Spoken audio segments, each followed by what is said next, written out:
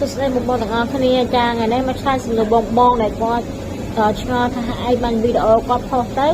អត់មានអ្នក like អត់មានអ្នក comment អត់មាន view ច្រើនដល់វីដេអូគេអញ្ចឹងអំពីមូលហេតុអីអញ្ចឹងឥឡូវតាមតែបងថា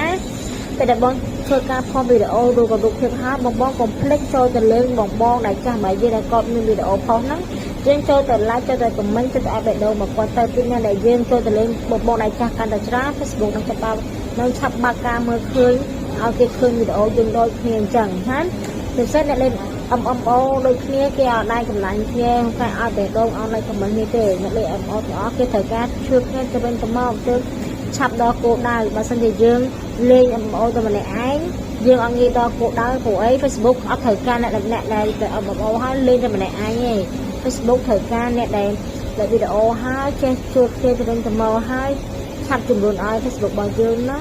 បានដល់គោលដៅទាំងអស់គ្នា Facebook ត្រូវការបែប